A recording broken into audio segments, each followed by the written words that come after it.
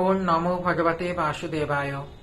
আমরা সমস্ত ভগবদ্গীতার প্রতিটি অধ্যায়ের বর্ণনা শুনেছি এবং এখন আমরা এক এক করে ভগবদ্গীতার প্রতিটি অধ্যায়ের পাঠের কি ফল বা ভগবদ্গীতা পাঠের মাহাত্ম্য সম্বন্ধে শুনছি।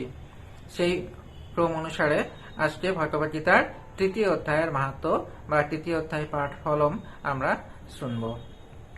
ভগবান বিষ্ণু বললেন, প্রিয় লক্ষ্মী, জনস্থান শহরে জড় নামে কৌশিক পঞ্চজাত এক ব্রাহ্মণ বাস করত। সে ব্রাহ্মণদের অনুষ্ঠিত শাস্ত্র নির্দিষ্ট ধর্মকর্ম পরিত্যাগ করে নানা ধর্মবিরোধী কাজ করত। মদ, জুয়া, পশু শিকার ও বেশ্যালয় গমন তার অতি প্রিয় ছিল। এইভাবে ধন সম্পদ নষ্ট করে উত্তর দিকে সে বাণিজ্য যাত্রা করল। সেখানে তার ভালো ধনাগমন হয়, জনস্থানে ফেরার মনস্থ করল। অনেক হাঁটার পর একদিন সে জনশূন্য স্থানে এসে পৌঁছালো। সূর্যাস্তের পর অন্ধকার সারা অঞ্চলটাকে গ্রাস করে ফেলল। সে তখন এক গাছের নিচে রাত কাটাতে মনস্থ করল। যখন সে বিশ্রাম করছিল, সেই সময় কয়েকজন দস্যু এসে তাকে প্রহার করে মেরে ফেলে তার অর্থকড়ি সব নিয়ে চলে গেল। ধর্ম ত্যাগ করে অধর্মের আশ্রয়ে এক পাপী জীবনযাপন করছিল বলেই তার এমনিভাবে মৃত্যু হলো। মরার পর সে ভূত হলো। জড়ের পুত্র খুবই ধার্মিক ছিল এবং বৈদিক শাস্ত্রে সে ছিল পারঙ্গম। অনেকদিন গত হয়ে গেল, পিতা যখন আর ফিরে এলো না, তখন সে পিতার খোঁজে বের হবে বলে মনস্থ করল। বহুদিন ধরে এখানে সেখানে সে পিতার খোঁজ করে বেড়াতে লাগলো। যখনই কোনো পথিককে সাথে সাক্ষাৎ হয়, তখনই সে তাকে তার পিতার কথা জিজ্ঞাসা করে। একদিন তার পিতার পরিচিত এক ব্যক্তির সঙ্গে তার দেখা হলো। লোকটি তাকে তার পিতার সম্বন্ধে সব ঘটনা খুলে বলল। পিতার মৃত্যু সংবাদ শুনে তাকে নরক থেকে মুক্তি দেওয়ার জন্য সে তার পুত্র কি করলো, কাশী ধামে গিয়ে পিণ্ডদানের মনস্থ করল। কাশী যাত্রার নবম দিনে ক্লান্ত হয়ে ঘটনাচক্রে যে গাছের নিচে তার পিতাকে হত্যা করা হয়েছিল, সেই গাছের নিচেই সে বিশ্রাম করতে বসল। সন্ধ্যেবেলায় সেখানে সে তার নিত্যকার কৃষ্ণ পূজা সম্পন্ন করল এবং শ্রীমদ্ ভগবদ্গীতা তৃতীয় অধ্যায় আবৃত্তি করল। তার আবৃত্তি শেষ হওয়া মাত্রই আকাশ মার্গ থেকে এক উচ্চ নাদ ভেসে এলো। তখন উল্টো দিকে তাকিয়ে সে তার পিতাকে দেখতে পেল। আর তার চোখের সামনেই চতুর্ভুজধারী পীতবসন পরিহিত এক অপরূপ সুন্দর মূর্তিতে তার পিতার রূপ পরিবর্তন হয়ে গেল। তার মেঘবর্ণ দেহ কান্তিতে চতুর্দিক আলোকিত হল। পিতা তাকে আশীর্বাদ করল। পুত্র এই সকল বিস্ময়কর ঘটনাবলীর অর্থ জিজ্ঞাসা করল। পিতা বলল, প্রিয় পুত্র, তুমি শ্রীমদ্ ভগবদ্গীতার তৃতীয় অধ্যায় পাঠ করেছ, তাই আমার পাপ কর্মের ফলে প্রাপ্ত প্রেত শরীর থেকে আমি মুক্ত হয়েছি। তুমি যে উদ্দেশ্যে কাশী ভ্রমণ করতে বেরিয়েছ, ভগবদ্গীতার তৃতীয় অধ্যায় পাঠ করায় তা সফল হয়েছে।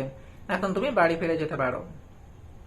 আরো কোনো নির্দেশ আছে কিনা জানতে চাওয়ায় পিতা বলল, আমার ভাই ও খুবই পাপী জীবনযাপন করতে বলে নরকের সর্বাপেক্ষা কোন এক তমসাবৃত অঞ্চলে পড়ে পড়ে কষ্ট পাচ্ছে।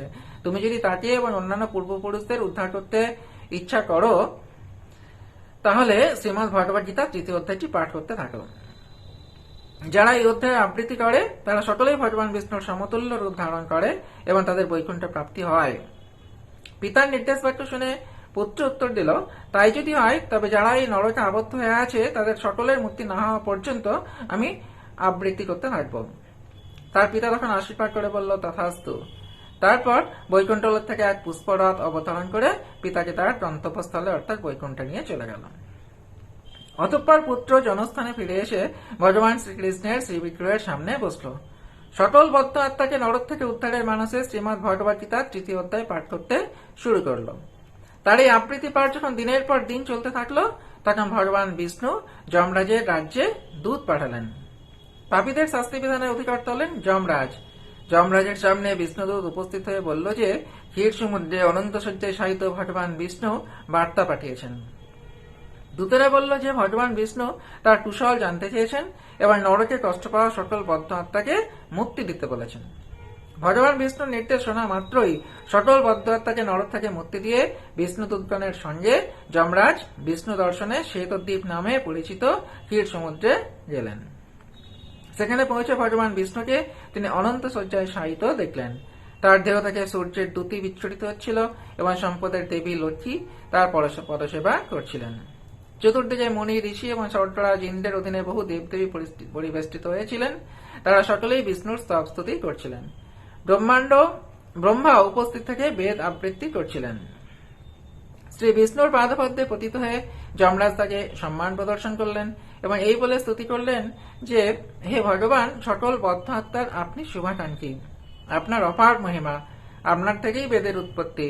আপনি হলেন কাল এবং কালক্রমে আপনিই সবকিছু ধ্বংস করেন। আপনি এই ত্রিজগতের স্রষ্টা এবং রক্ষক।